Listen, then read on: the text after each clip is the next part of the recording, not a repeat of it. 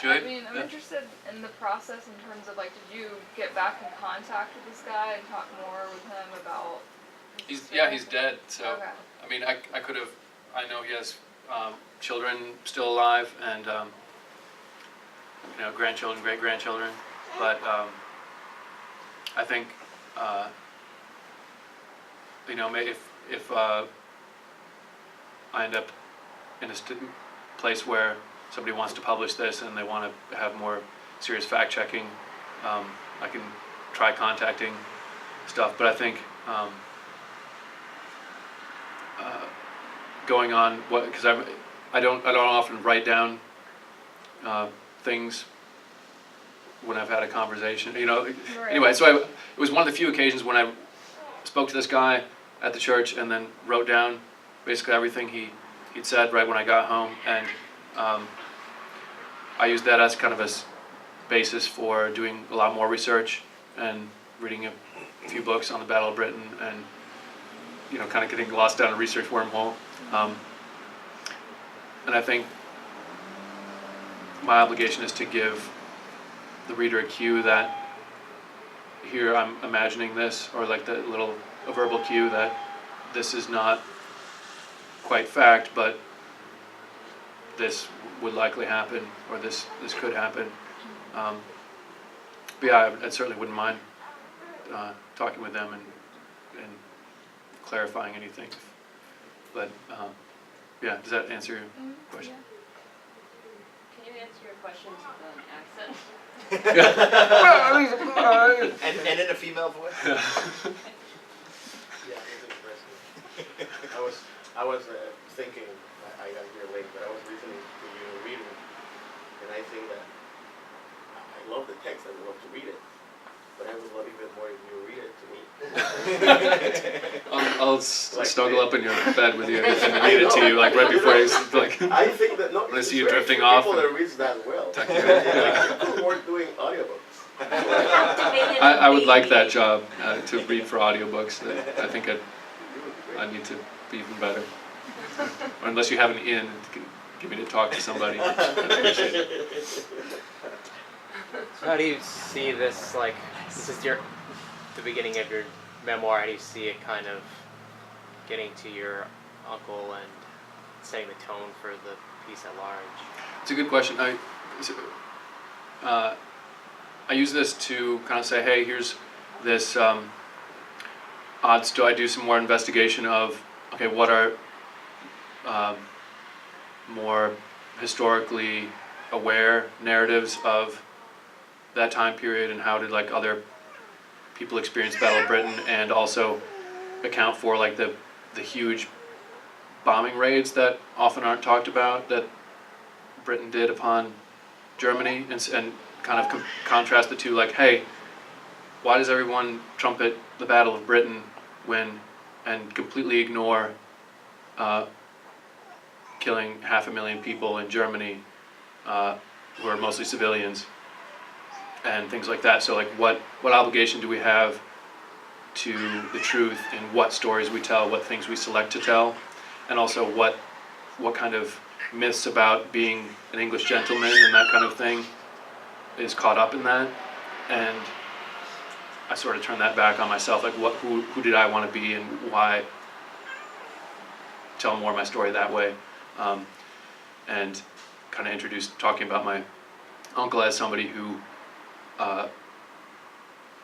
would say and believe things because he wanted to believe they were true, not whether they were true or not.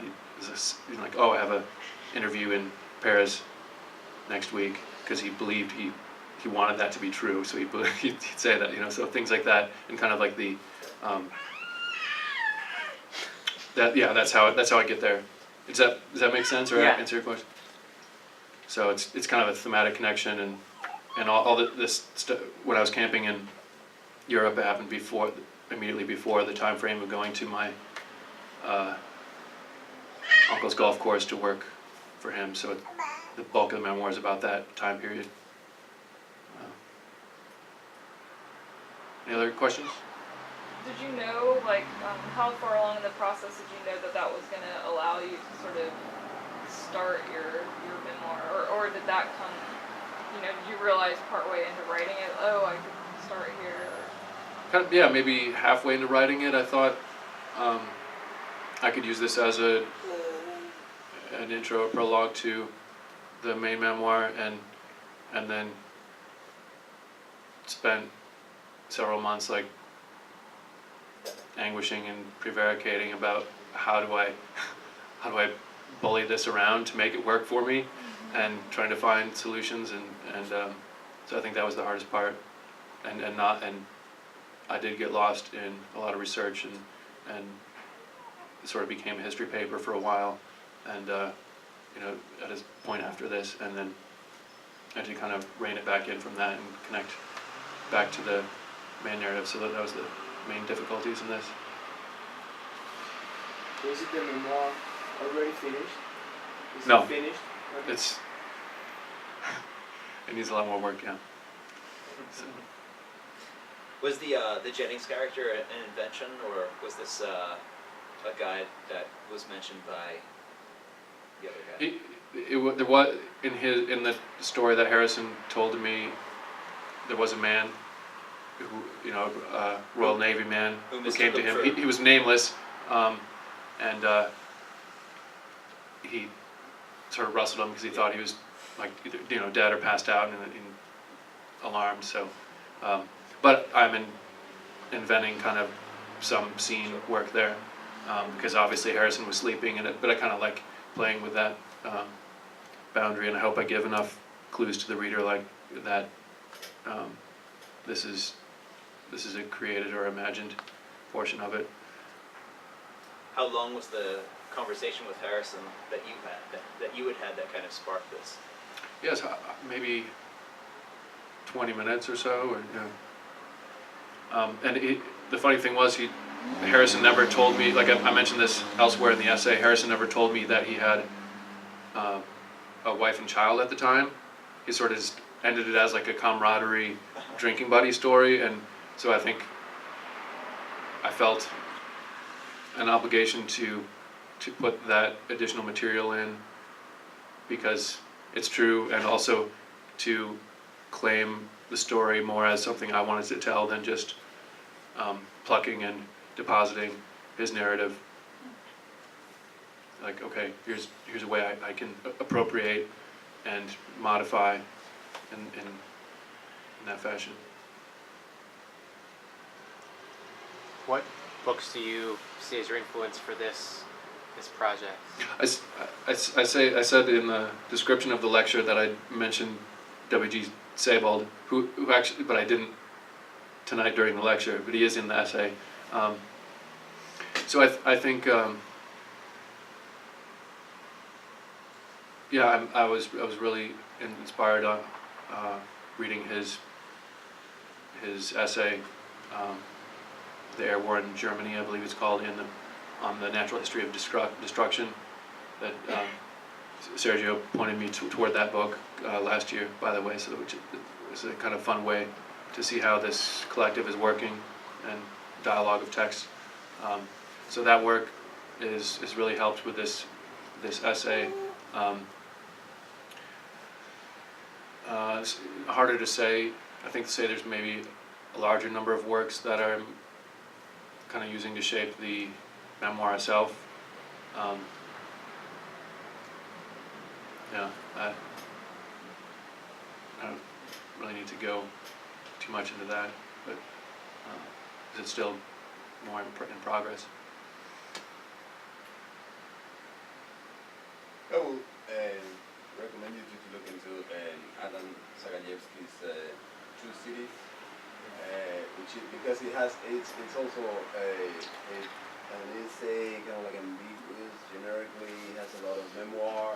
It's like a poet's notebook. Yeah, but the thing is that it is about the forced kind of like exile that not only his family but the whole town, had to carry on, and after the Second World War, and he was 4, so he actually does not remember any of the things he's talking about. So it has kind of this ambiguity, right? It's a little bit of invention in some points. It's a little bit of just whatever he remembers and whatever he's heard, right? So it's pretty interesting in that regard because it kind of gets close to your intentions, I think, in the theoretical level at least, and that also is beautiful the way it's done. Yeah. Yeah. Yeah, thanks for that Ada's recommendation. I'll check into that.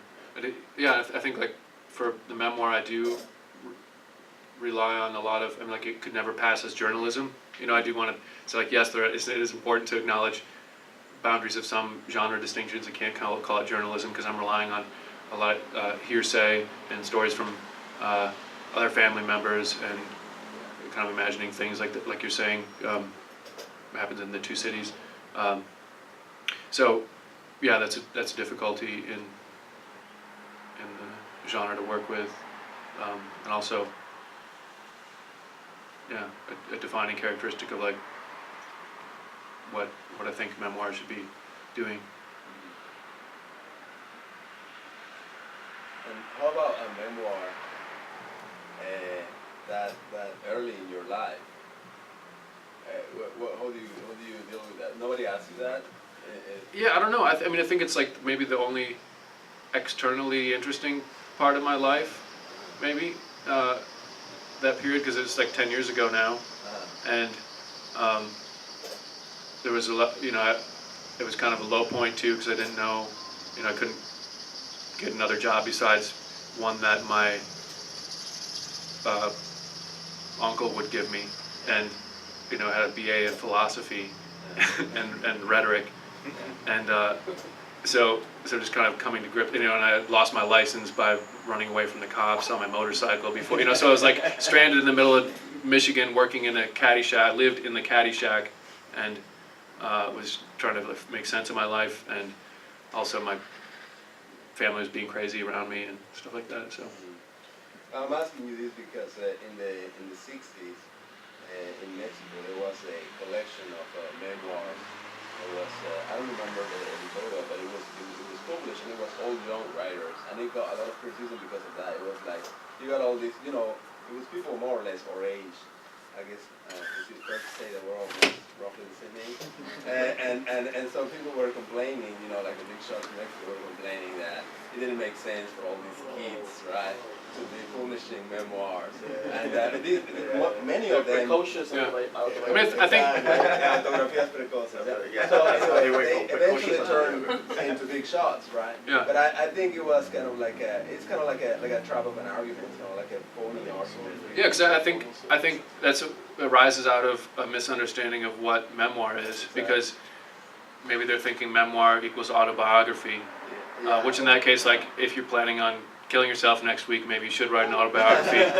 If you're, you only spend a week on it, it'd be probably a bad autobiography. Anyway, my point is, right, we usually think you write one autobiography and you can write many memoirs.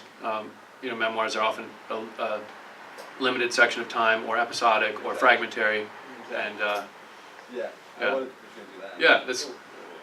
Glad you brought that up. Anything else? So Leah was really Leia wants a drink. Leia wants to get out of here so she can work on her stuff. Go home. great. Thank you, Dietrik. Thank you. Thanks so much, guys.